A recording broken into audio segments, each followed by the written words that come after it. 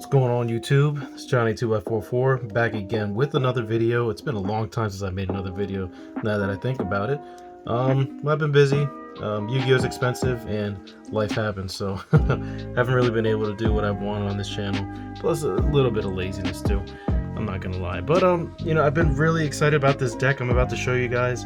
I've won a couple matches in locals with this deck and surprised a lot of people. It's been a lot of fun, so yeah, I'm going to show it off to you, and today is going to be the Evil Eye deck.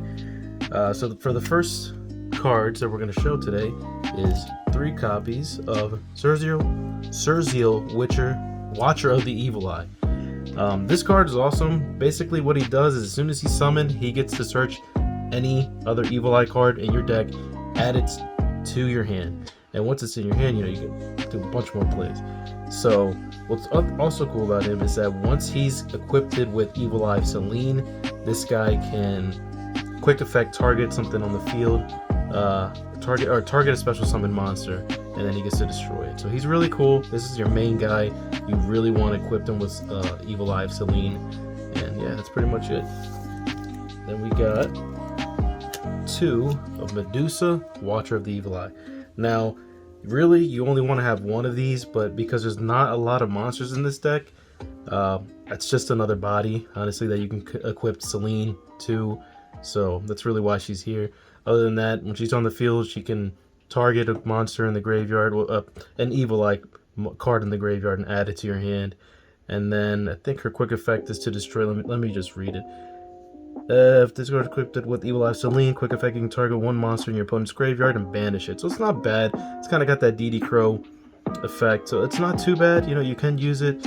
It doesn't always come up, just like DD Crow doesn't always really come up, but I mean, it does come up. So 2 of them, it's not too bad to have in this deck. Then we've got 3 of Basilius Familiar of the Evil Eye. Now, the reason why I have this at 3 is because basically, as soon as you have him in your hand and you have another Evil Eye on the field, he special summons himself. And that helps you get into your link plays and just a bunch of other stuff. It opens up a lot more doors and more targets for Evil Eye Selene. And his defense isn't too bad. It's 2,000. It's actually pretty surprising defense for a lot of players that try to attack this if it's face down for whatever reason. So it's not bad. Another target for Evil Eye Selene. The attack is not where we want it, 400. That's really trashy. But again, he special summons himself, so it's pretty cool. And also, during your main phase, you can send 1 Evil Eye spell or trap from your deck to the graveyard. You can only use this once per turn. The reason why you want to do that, you'll see later. There's a couple cards that, actually there's a lot of cards that activate in the graveyard. Next, we got 2 Kachikachi, Familiar of the Evil Eye. This guy's pretty cool because you can target 1 spell or trap you control once until the end of the next turn. That card cannot be destroyed by your opponent's card effects. So basically, he's good to protect Evil Eye Selene or any other spell or traps you have on the field. He can protect them. If you control an Evil Eye monster other than Kachikachi, Familiar of the Evil Eye, you can special summon them from the graveyard. So if he's in the graveyard and you have another Evil Eye monster, you can special summon him from your graveyard. So you can get up to 3. So you can potentially have Basilius, Surzeal, Kachikachi, and then Evil Eye Selene. Boom, they're good to go. For the last monsters, we've got triple copies of Tour Guide from the Underworld. Pretty self-explanatory. A lot of people know what this card does already, but if she's normal summon, you can special summon 1 level 3 or lower fiend type monster, which we have 2 targets. So it's not too bad. But again, it allows you to go into your link plays. You can get this out, plus another Evil Eye, and then you can go into your links. So, pretty self-explanatory with her. And then, for our hand traps, we only have 2 Draw and Lock. This deck, you really only want Evil Eye. It's such a very pure deck that you usually want to have, because if you have a lot of other stuff, the deck kind of falls apart. You need it very pure. But if you do end up running into this, drawing the first turn, it's really good. A lot of people are drawing nowadays, so from a lot from the deck. So having this is really good. Next, for spells, we've got 3 Evil Eye Selene. Evil Eye Selene is literally the heart of this deck. Without this, the whole deck it doesn't work at all. So basically, you equip this to any Evil Eye card, And as soon as that happens, that card cannot be destroyed by battle or your opponent's card effects. Also, your opponent cannot target it with card effects. Each time you activate the equipped monster's effect, or you activate another Evil Eye spell or trap card, the equipped monster gains 500 attack, and if it does, you lose 500 life points. So basically, anytime an effect is activated that's from an Evil Eye, either from your monster or a spell or trap, as long as it's an Evil Eye, that monster that's equipped to gains 500 attack, but you lose 500 life points. This isn't too bad because it's another card that makes up for that, even if this card leaves the field. If this card is in your graveyard, you can pay 1,000 life points and set. Pay 1,000 life points, then set this. I can't read. I'm sorry, it's too far away. Banish one Evil Eye spell trap from your graveyard, Evil Eye, and set this card. You can only use the effect of Evil Eye Celine once per turn. So basically, you pay 1,000 life points, you set it, you can even activate it that same turn. So not too bad. You know, it's a pretty good recursion from your graveyard. You just pay another 1,000 life points, and honestly, you want to be less life points in this game. It's really crazy, but you really want to go for the OTK. That's all you really can do in this deck. It's really fun deck. Then we've got Evil Eye Corgan. So Corgan, I'll read it to you guys. Equipped only to an Evil Eye monster, you can only activate one Evil Eye Corgan once per turn. Evil Eye Corgan per turn. This card's name becomes Evil Eye Celine while it's in the spell or trap zone. When your life points are lower than your opponent's, the equipped monster gains attack equal to the difference. So that's where it comes in. The less amount of life points you have, the more attack your monster has. So it's pretty cool. Gains attack equal to the difference. You can banish this card from your graveyard. Discard one Evil Eye card and add one Evil Eye spell trap from your deck to your hand. Evil Eye or spell trap from your deck to your hand, except Evil Eye Corgan. You can only use this effect of Evil Eye Corgan once per turn. So again, really good card. This is another card you would want in your graveyard just because you can get Celine back. So, you know, it's not too bad. I do like this card a lot. Having 3 is always fun. Basically Evil Eye Celine, so you basically have 6 copies. Then we have Evil Eye Domain Paradolia. So this is a field spell. When this card is activated, you can add one Evil Eye monster from your deck to your hand. Usually want to target Zerzio. And then, what else? Once per turn during damage calculation, if your Evil Eye monster attacked while Evil Eye Celine is on the spell or trap zone, you can make the battle damage you take from this battle also inflicted to your opponent. If this card in the field is destroyed by a card effect, you can target one Evil Eye monster in your graveyard added to your hand. You can only activate one Evil Eye Domain once per turn. So, pretty cool card. You know, you take life point damage, you can send it right back to them, so you guys are getting even keel. You can also help keep the difference. So, you know, if they're ever going to even the playing field or anything like that, you know, they can just keep it. Basically, always make sure that your difference is the same. Yeah, it's pretty cool. I like it. And we got 3 copies of Evil Eye Awakening. This card is really cool because it's basically just Monster Reborn. You can special summon one Evil Eye monster from your hand or graveyard, though. And what's cool too is that if Evil Eye Celine is on the field, you can special summon from your deck. So, really good card.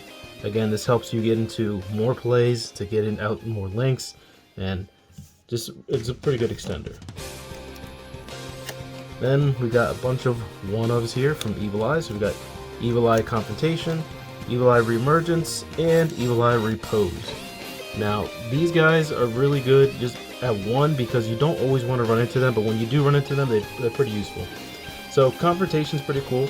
You control an Evil Eye monster, you can target one spell trap your opponent controls and destroy it. And if you do, and Evil Eye Celine is on your spell trap zone, you can banish the destroyed card. You can only activate one of these once per turn. That's pretty cool. It pops a spell trap in the field. And then if you have Celine, you can actually banish it.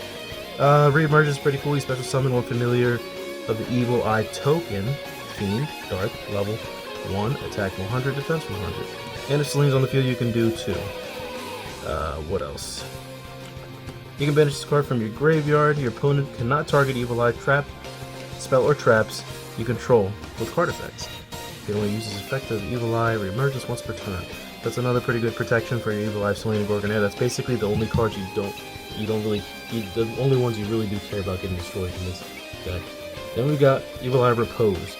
So when you activate this card, you can banish one Evil Eye card from your graveyard, draw 1 card. Once per turn after damage calculation, if an Evil Eye monster equipped with the Evil Eye of Selene attack your opponent's monster, you can banish that opponent's monster. If this card is in your spell or trap zone and is destroyed by card effect, you can target up to 3 of your banished Evil Eye cards, return them to your graveyard. You can only activate one of these. You can only activate Evil Eye Repose once per turn. So again, pretty good card. Again, you don't really want to run into these all the time because they don't really add any extension to your deck or allow you to search out your monsters. So that's really what you want. The basic thing you want in this deck is Selene and an Evil Eye monster. Then we've got 3 Dark Rule No Mores. In this deck, I believe you want to go second. You want to make sure your opponent already has a board, just because you can kind of, like, you have enough spells and enough effects that you can kind of make them, you know, waste their negate, or, you know, just bait them out of whatever they have. And then if you don't and you run into this going second, it's perfect. With Dark Rule No More, you can go off and build a beefy monster and destroy what they have. It's pretty cool. And with Dark Rule No More, it's never done me wrong. Even going to the first, it's pretty good. I mean, you can't use the first turn, but, you know, it's good. It doesn't really hinder me if I draw it in the first turn. Then we've got 3 Book of Moon. Again, this is a going second deck, so, you know, if you definitely need to stop your opponent, you can target them and put it face down, their effects are negated. Pretty cool. We've got 1 MST. Self-explanatory card, pops a spell or trap on the field. Really easy. Then we've got a pot. We've got 3 Pot of Desires. We have a lot of cards in this deck. I think it's like 47. So, you know, you do need to sometimes search, you know, you need draw power. And this is a pretty good sacrifice. It banishes top 10 cards from your deck, and you draw 2 cards. It's a heavy price to pay, but, you know, every time I've used it, it's come in handy. So, Pot of Desires 3 is pretty good. Then we've got Pot of Extravagance. If you really need to, I only have one. At the start of the main phase, you can banish 3 or 6 cards face down from your extra deck. Then you draw 1 for every 3 you banish. If you banish 3, you draw 1. If you banish 6, you draw 2. So, not too bad either. It sacrifices your extra deck, but honestly, you don't really need your extra deck at all in this in this deck, just because if you have any one of those Evil Eyes and you just attach them with Selene and Corgan, you are set to go. That monster will get beefy really quick. And we got some traps. So we've got 1 Evil Eye Mesmerism, 1 Evil Eye Defeat, and 1 Evil Eye Retribution. Again, these are one-ofs. They're just traps from Evil Eyes, and they're not too bad. So the first one, Mesmerism, is when your opponent special summons a monster, activate this card by targeting one of those special summoned monsters in attack position with less attack than the Evil Eye monster you control. Take control of that monster. When this monster leaves the field, you destroy this card. When Evil Eye of Selene is in your spell or trap zone, the targeted monster is also treated as an Evil Eye monster. So, pretty cool. If you already have a beefy guy, you know, and you can activate this, you take their monster, you can make them an Evil Eye, which allows you again to get into your extra deck, which at that point, honestly, you really wouldn't want to get into your extra deck if you already have a beefy monster. So it's a little weird, but it's there. You know, it's another Evil Eye card. It doesn't really hurt too much, so I keep it at 1. Then we got Evil Eye Defeat. If you control an Evil Eye monster, target 1 monster on the field, or up to 2. Instead, if Evil Eye of Selene is in your spell trap zone, return them to the hand. So not too bad. You know, it just returns cards back to the hand. Pretty cool. I like it. Evil Eye Retribution. When a spell trap is activated while you control an Evil Eye monster, negate the activation if you do destroy it. And if Selene is on the field, special is in your spell or trap zone, this card is activated. This card's activation cannot be negated. Sorry. And you can only activate these once per turn.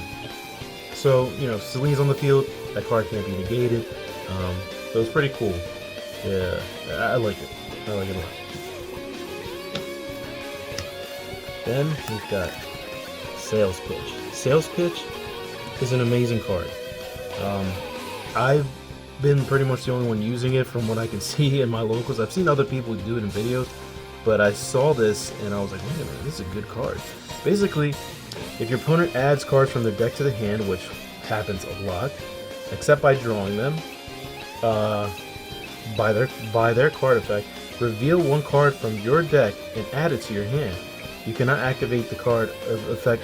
You cannot activate cards or the effects of cards with the name for the rest of the turn. You can only activate it once else once per turn. So basically, yeah, you set the card, you just search out the card that you're looking for while they're, you know, doing their whole adding from the deck to their hand. So it's pretty cool. Allows you to search for all the evil eyes that you specifically need. But yeah. And for the last trap, we have Infinite Impermanence. This is an awesome card. It's basically Effect Veiler. And if you can activate it not from your hand, because I'll just read it. Target one face of monster your opponent controls negate its effects until the end of this turn. Then if this card was set before the activation and is on the field at resolution, for the rest of the turn, all spell/trap effects in the column are negated. If you control no cards, you can activate this card from your hand. So basically, if it's first turn, you draw into that, it's Effect Veiler. It targets, negates. But if it's set and then it activates on that turn, then that whole column is unusable by spell or trap. So it's pretty cool, and it's negated too, so it's pretty cool. I like this card a lot.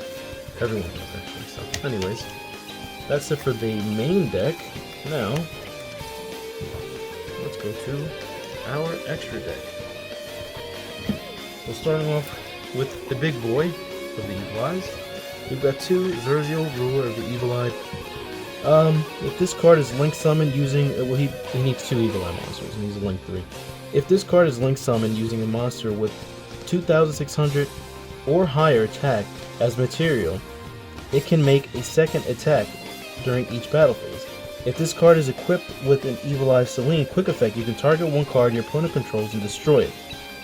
If you only use this effect of Zerziel, Ruler of the Evil Eye once per, or you can only use it once per turn, and then once per turn during the standby phase after this effect is activated, negate the effect of one effect monster this card points to. So not too bad. So problem is he points to 2 of your zones, and you can point to, you know, one of theirs. So, but if he's pointing to one of theirs, you can negate the effects. Pretty cool. He's a 2,600 monster, so he's starting off already, you know, decently beefy, and then once you get Selene on there, you get him pretty powerful. I think the highest I've gotten a monster is like 1,100, and that was just insane. So yeah, it's a pretty good card. Like I said, pretty beefy, pretty strong. I like him. Then we've got 2 Corgan, Empress of the Evil Eye. This is a link 2, requires 2 monsters, including an Evil Eye monster. So again, this is the one you want to go into once you have your tour guide. You get the tour guide, get another one out, go right into her. And she gains 100 attack for each Evil Eye with different names in your graveyard. If this card is equipped with Evil Eye Selene quick effect, you can target one effect monster your opponent controls, negate its effects until the end of its turn. You can only use the effects of Corgan, Empress of the Evil Eye once per turn. Once per turn during the standby phase after this effect is activated, destroy one monster this card points to.